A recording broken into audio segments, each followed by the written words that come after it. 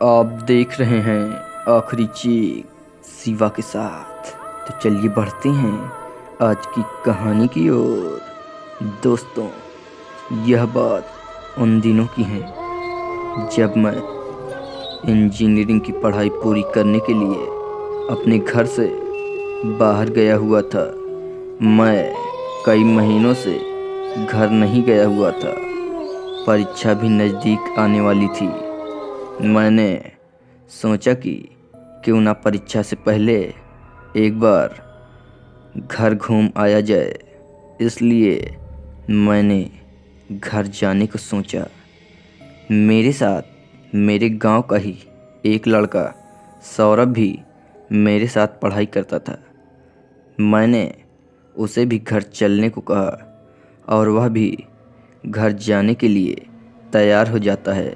हम दोनों ने जनरल क्लास की टिकट ली और लखनऊ से हम लोग ट्रेन के पीछे वाले डिब्बे में बैठ जाते हैं। उस ट्रेन के डिब्बे में कुछ ही लोग थे। ट्रेन अब चल चुकी थी। मैं और सौरभ बैठकर आपस में बातें कर रहे थे और अब ट्रेन भी अपने पूरी रफ्तार के साथ चल पड़ी थी। सौरभ फ़ोन पे समय को देखकर बोलता है, भाई 2 बजे तक घर पहुंचेंगे। उसके आधे घंटे तक ट्रेन चल रही थी। मुझे और सौरभ को अब नींद आने लगी थी कि अचानक से ट्रेन एक ज़ोरदार झटके के साथ रुक जाती है। मैंने सोचा कि शायद कोई स्टेशन होगा, लेकिन जब मैं ट्रेन से बाहर देखता हूँ तो वहाँ पर कोई भी स्टेशन नहीं होता है। मैंने अपने फ़ोन में देखा तो ट्रेन लक्ष्मणपुर स्टेशन से 2 किलोमीटर पहले ही रुक चुकी थी। तभी आगे से ट्रेन का गार्ड आकर बोलता है, साहब ट्रेन के इंजन में कुछ गड़बड़ी हो गई है। आप लोग ट्रेन का दरवाज़ा और खिड़की बंद करके ट्रेन के अंदर बैठ जाएं और जब तक ट्रेन चलती नहीं है आप लोग दरवाज़ा मत खोलना, क्योंकि यह जगह कुछ ठीक नहीं है। हम लोगों ने ट्रेन के दरवाजे और खिड़कियों को अंदर से बंद करके ट्रेन के अंदर बैठ जाते हैं। लेकिन कुछ समय के बाद कोई हमारे बोगी का दरवाज़ा खटखटाने लगता है। मैं दरवाज़ा खोलकर देखने वाला था कि कौन है जो हमारे दरवाजे को खटखटा रहा है। तभी सौरभ पीछे से आवाज़ देता है, खोलना मत। सुना नहीं था क्या तुमने गार्ड ने क्या कहा था कि यह जगह ठीक नहीं है।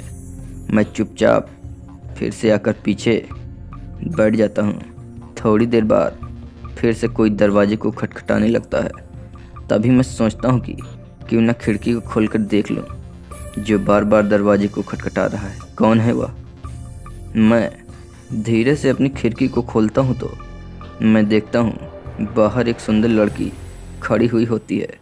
मैंने अपने मित्र सौरभ से कहा, अरे यार, बाहर एक अकेली लड़की खड़ी है, वही दरवाजे को खटखटा रही है। मैं जाकर दरवाजे को खोल देता हूँ।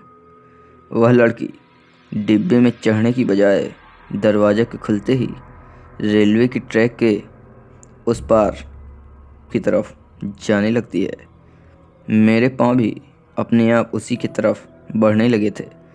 मैं उसके पीछे पीछे जाने लगा था। मैं थोड़ी दूर जाता हूँ कि तभी मैं देखता हूँ कि मेरे सामने एक पुराना कब्रिस्तान होता है और वह लड़की उसी कब्रिस्तान के सामने जाकर अचानक से मेरी आंखों के सामने ओझल हो जाती है। मैं उसे देखने के लिए कब्रिस्तान के पास जाता हूँ कि तभी पीछे से मेरे किसी के भागने की आवाज़ सुनाई पड़ती है और अजीब अजीब की आवाज़ें सुनाई पड़ने लगती हैं। जब मैं पीछे मुड़कर देखता हूँ तो वहाँ पर कोई नहीं होता। अब मुझे एहसास होता है कि मैंने यहाँ आकर बहुत बड़ी गलती कर दी, क्योंकि यहाँ पूरी तरह सन्नाटा था और अंधेरे ने अपना ऐसा जाल बिछाया था कि मेरी आंखों के सामने सिर्फ और सिर्फ अंधेरा था। मैं वहाँ से भागने के लिए अपना पाँव उठाने लगता हूँ, लेकिन अब मेरा पाँव वहाँ से टस से मस भी नहीं हो रहा था, मानो जैसे किसी ने उसे जाम कर दिया हो। तभी मेरे कानों में ट्रेन के हॉर्न की आवाज़ सुनाई पड़ती है। मैं वहाँ से जाने की बहुत कोशिश करता हूँ, लेकिन मैं कर भी क्या सकता था।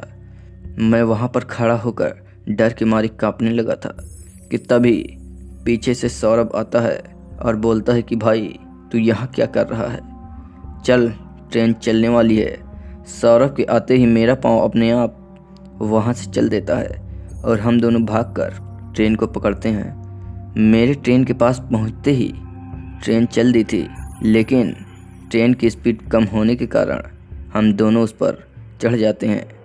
ट्रेन पर चढ़ने के बाद मैं अपने साथ घटित उस वाकया को अपने मित्र सौरभ को बताता हूँ। तभी बगल में बैठा एक बुजुर्ग आदमी बताता है कि ट्रेन में कोई खराबी नहीं थी। अक्सर इस जगह पर ट्रेन अपने आप बंद हो जाती है, क्योंकि यहाँ पर भूत प्रेत का साया रहता है जो कि ट्रेन को कुछ समय के लिए रोकता है। वह लड़की कोई और नहीं थी, वह कोई आत्मा थी। आज तुम्हारी किस्मत अच्छी थी इसलिए बच गए, वरना आज तक कोई भी व्यक्ति यहाँ जो भी ट्रेन से उतरा है वह जीवित नहीं बचा था। मैं अपने ऊपर पछता रहा था कि मुझे ट्रेन से नहीं उतरना चाहिए था, लेकिन अब जो हुआ सो हुआ। अब से मैं भूलकर भी ऐसी गलती नहीं करूँगा। और हम दोनों रात के तकरीबन 3 बजे तक अपने घर पहुँच जाते हैं और सुबह यह घटना अपने घर में सबको बताता हूँ तो यह घटना के बारे में कोई भी मानने को तैयार नहीं होता है, क्योंकि इस तरह की घटना जिसके साथ होती है वही जानता है। दोस्तों, अगर आपको हमारी कहानी पसंद आए तो हमारे चैनल को सब्सक्राइब करें। तब तक के लिए धन्यवाद।